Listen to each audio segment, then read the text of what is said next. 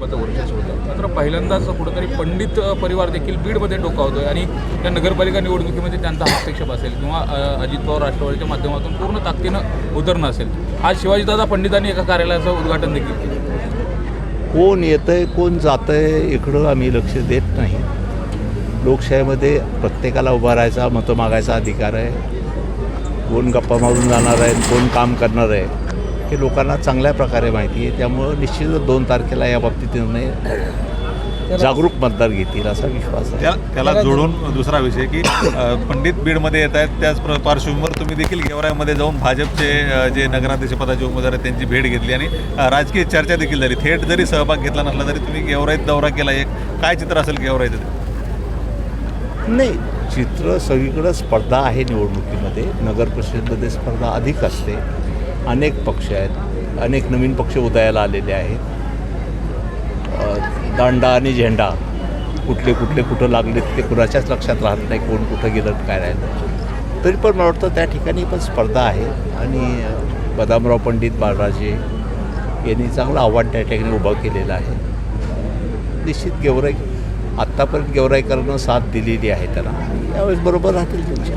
मुंडे आणि क्षीरसागरांची आमची छुपी युती होती आणि पहिल्यापासून आम्ही निवडणूक सुरू आहे त्या निवडणुकीमध्ये जाती धर्माचा मुद्दा काढला जातो आणि विकासाचे मुद्दे हे बाजूला ठेवले जातात. असं बहुतांश ठिकाणी ते पाहायला मिळत आहे. तुम्ही अनेक वर्षापासून नगरपालिका निवडणुकीच्या विकासामध्ये खूप मोठं योगदान दिलेलं आहे. पण ते निवडणुकीकडे कसं पाहताय आणि निवडणुकीचा जो ट्रॅक आहे तो कुठेतरी प्रचाराचा ट्रॅक बदलतो असं वाटतं? नाही, आपण म्हणता ते दुर्दैवानं त्याच्यामध्ये काही प्रमाणामध्ये सत्यता आहे की विकासाच्या प्रश्नावर निवडणुका लढवल्या गेल्या पाहिजेत. बीड शहरात आणि जिल्ह्यात दुर्दैवानं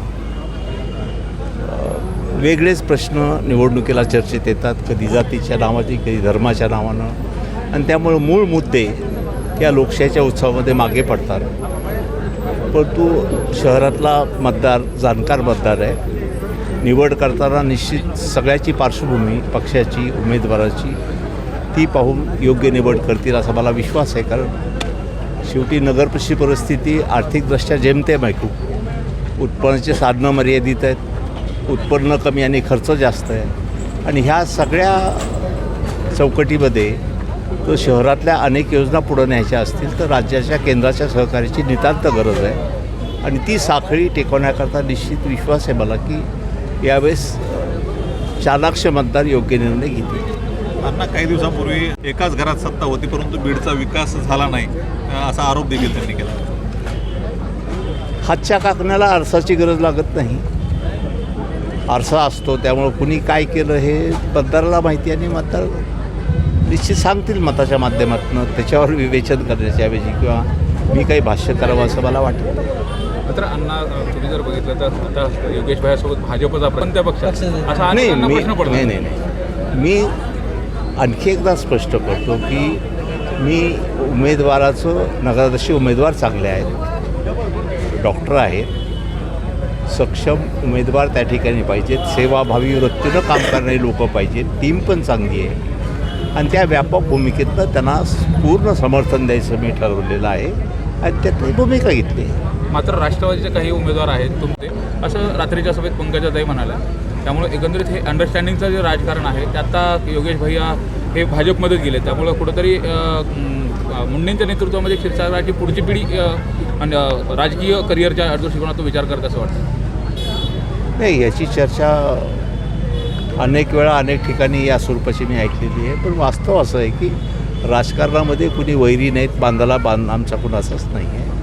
आणि त्यामुळं राजकीय भूमिका वेगळ्या असू शकतात, मतभेद असू शकतात, पण मनभेद कधीच ठेवलेले नाहीत. मागच्या पिढीनं ठेवले नाहीत. दुर्दैवानं पुढच्या पिढीमध्ये ते संक्रमण झालेलं आहे की मतभेद असावेत परंतु मनभेद पण आणि शत्रुत्वाची भावना ही राजकारणामध्ये जोपासली जावी नव्हे ही महाराष्ट्राची संस्कृती आहे आणि त्याप्रमाणे आम्ही आत्तापर्यंत राहत आलो आणि पुढे त्याच मार्गाने.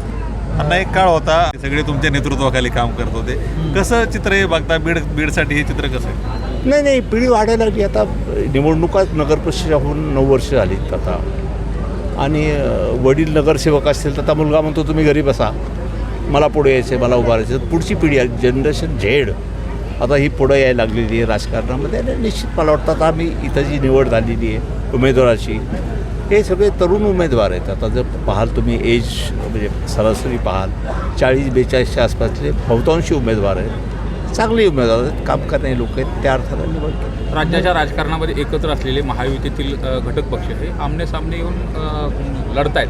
विशेष म्हणजे लढत नाही तर एकमेकावरती आरोप प्रत्यारोप करतायत आणि एकाच सत्तेमध्ये असताना काही ज्या योजना आहेत त्याचं श्रेय देखील घेतलं जात आहे. विशेष मुख्यमंत्री उपमुख्यमंत्री हे एकमेकांच्या विरोधामध्ये टीका टिप्पणी करतात. असं चित्र या अगोदर कधी तुम्ही पाहिलं होतं का? राजकारणामध्ये गेली अनेक वर्ष आपण तुम्ही पण पाहता, मुलाखती घेता, आम्ही पण पाहतो, चित्र पालटत राहतं, बदलत राहतं.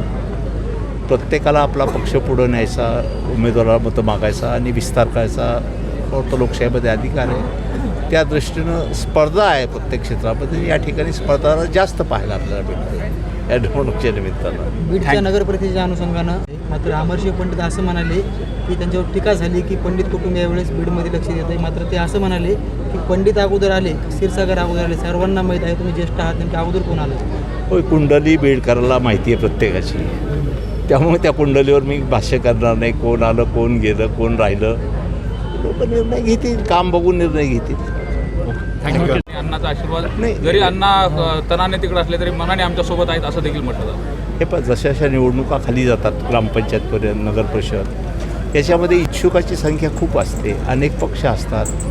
काही काही ठिकाणी असं माझ्याही कानावर आलं, आपण सांगितलं ते मी बघू, लक्ष ठेवू त्यावर काय काय. फोटो पण टाकले त्यांनी विशेष.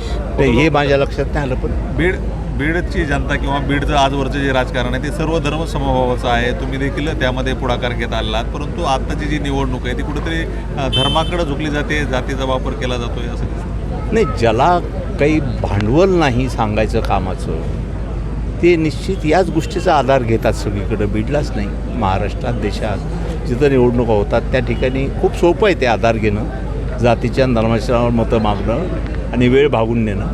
परंतु शेवटी विकास आणि लोकांची सेवा हे अतिशय महत्त्वाची हे लोकशाहीतली मापदंड आहेत आणि ही पूर्ण करण्याकरता जे समर्थ असतील त्याच्या मागच लोक उभं राहतात असा मला अनुभव आहे. आपल्याला अनेक वर्षापासून